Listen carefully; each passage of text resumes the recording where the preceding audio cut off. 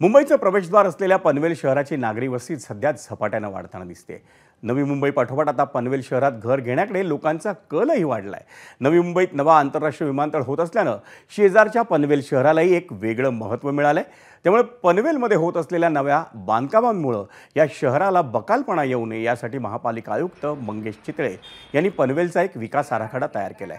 शहरातली उद्यानं, मैदानं, रुग्णालयं, दळणवळण सुविधा आणि पाणी पुरवठा आदी गोष्टींचा विचार करून हा विकास आराखडा बनवण्यात आलाय। पाहूत आमच्या प्रतिनिधीनं पनवेल महापालिका आयुक्त मंगेश चितळे यांच्याशी केलेली बातचीत।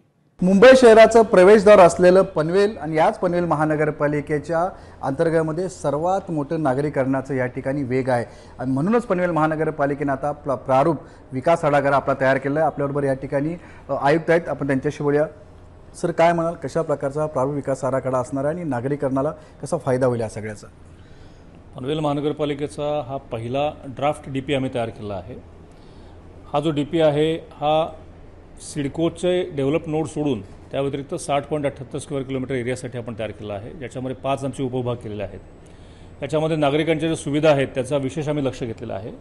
नागरिकांना त्यांच्या आत्ताच्या राहत्या ठिकाणापासून 500 मीटरच्या आतमध्ये, म्हणजे 2 गावांच्या मध्ये 1 किलोमीटरच्या आतमध्ये त्यांना शाळा, बगीचे हे कशा प्रकारे अवेलेबल होऊ शकतील, त्यांच्या प्राथमिक सुविधांचं लक्ष कसं दिलं, वैद्यकीय सुविधा कशा प्रकारे उपलब्ध होतील, या अनुषंगाने याचं पूर्णपणे प्लॅनिंग आम्ही नियोजन केलं आहे। नक्कीच आपण पाहतो की पनवेल महानगरपालिका आहे शहराला आता एक वेगळा आयाम प्राप्त झालेला आहे।